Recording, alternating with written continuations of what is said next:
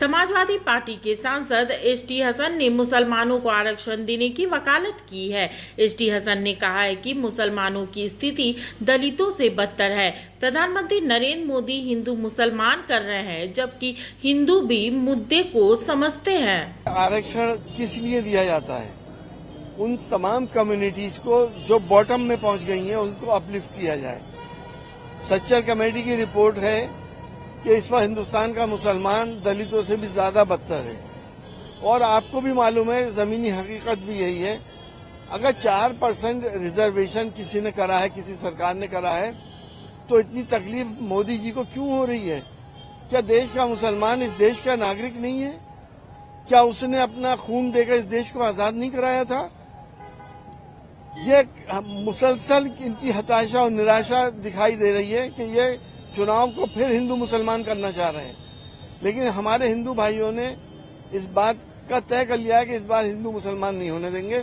चुनाव लड़ा जाएगा विकास के ऊपर, रोजगार के ऊपर, महंगाई के ऊपर, किसान के ऊपर, गरीब के ऊपर और मजदूर के ऊपर। ये मुद्दे होने चाहिए, ना कि हिंदू मुसलमान। लोग फेडअप हो चुके हैं इनके इन तरकीबों से। अब ये काट की हांडी बार बार नहीं चढ़ेगी। आप भी देख रहे हैं, आप जर्नलिस्ट हैं, आप जानते हैं देश का माहौल पूरा बदला हुआ है। इंडिया गठबंधन की सरकार आ रही है, इसीलिए ये लोग ऐसी बातें कर रहे हैं कि जिसका सर है ना पैर है।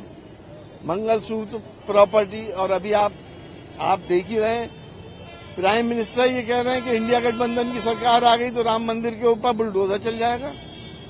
अरे ये कोई बयान है देने का? बुलडोजर कौन चलाएगा? वो उनसे पूछिए ना, प्रधानमंत्री जी से। उनकी हताशा इस जगह पे आ गई है, वो ये चाह रहे हैं कैसे हिंदू मुसलमान कर दें। लेकिन देश के नागरिक जागरूक हैं, हिंदू भाइयों को मुसलमान से कोई अलग नहीं कर सकता, सब साथ रहते हैं। आरक्षण ओबीसी जातियों का ही हुआ है, मुस्लिम जातियों को भी उसमें लिया गया ओबीसी के अंदर, ऐसा नहीं है। हमारी शिकायत ये है कि अगर एक हिंदू धोबी को आरक्षण मिल सकता है तो मुसलमान धोबी को क्यों नहीं मिलता? ये तो सन 52 से, क्या धर्म के आधार पे नहीं है? लेकिन धर्म के आधार पर संविधान इजाजत नहीं दे रहा है। संविधान ने पहली पेज पे लिख दिया कि हिंदू धोबी को तो आरक्षण है, मुस्लिम धोबी को नहीं। ये धर्म के आधार पर है नहीं? आप बता दो। तो इसे अनुचित मानते हैं आप ना? गलत है, बिल्कुल गलत है। आरक्षण होना चाहिए सोशो इकोनॉमिक स्टेटस के ऊपर। कौन जातियां सबसे नीचे जा रही हैं, कौन जातियां पीछे हैं, किसको समाज ने सप्रेस किया है? फिर तो संविधान में संशोधन की जरूरत है।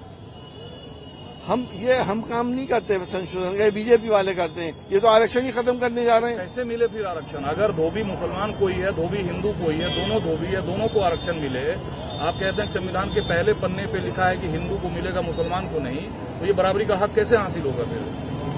देखिए, वो यहाँ के सरकारें करेंगी, पार्लियामेंट करेगी। पार्लियामेंट से संशोधन तो हो सकता है। कौन सी सरकार? क्या कोई अमेंडमेंट नहीं किया हो सकता? और ये क्योंकि बीजेपी तो खुली भी मुसलमानों के विरोधी है, ये अगर करेगी तो गठबंधन की सरकार करेगी। कोलकाता हाईकोर्ट ने ओबीसी आरक्षण नहीं बल्कि मुस्लिम आरक्षण को लेकर के जो अपना फैसला दिया है वह स्वागत योग्य है। भारत का संविधान धर्म के आधार पर आरक्षण की अनुमति नहीं देता। वेस्ट बंगाल की मुख्यमंत्री टीएमसी की सरकार ने राजनीतिक तुष्टीकरण की पराकाष्ठा पर चलते हुए सन 2010 में 118 मुस्लिम जातियों को जबरन ओबीसी में घुसेड़ करके उन्हें ये आरक्षण दिया था।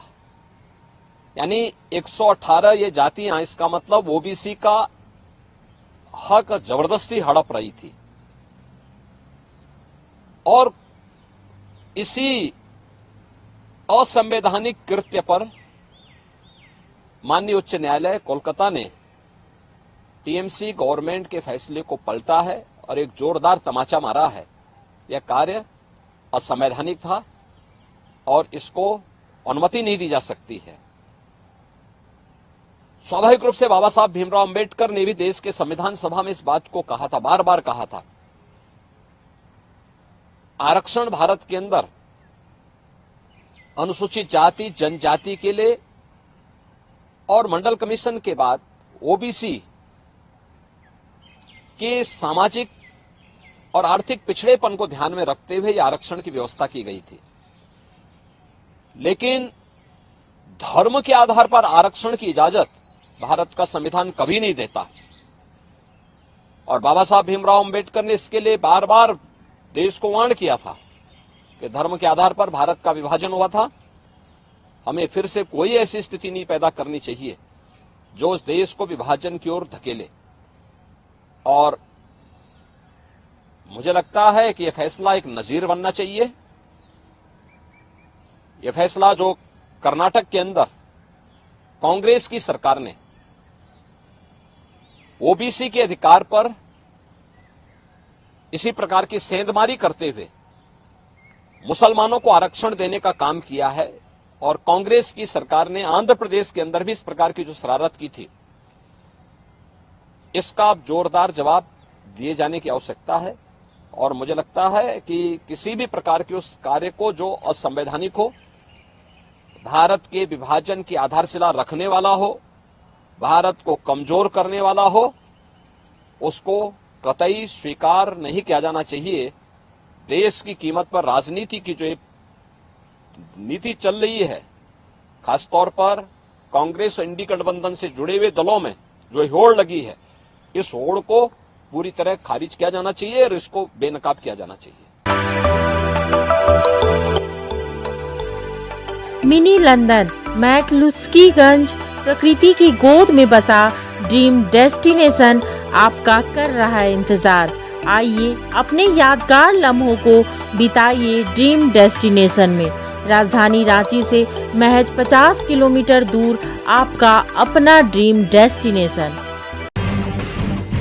जब टूटती है आस, जब थकती है सांस, जब रूठते हैं अपने, मुंह मोड़ता है जमाना, जब अंगड़ाई लेता है संकल्प, फिर बनती है कहानी, बनते हैं अनमिट निशान। देखिए मेरे साथ संघर्ष की दास्तां।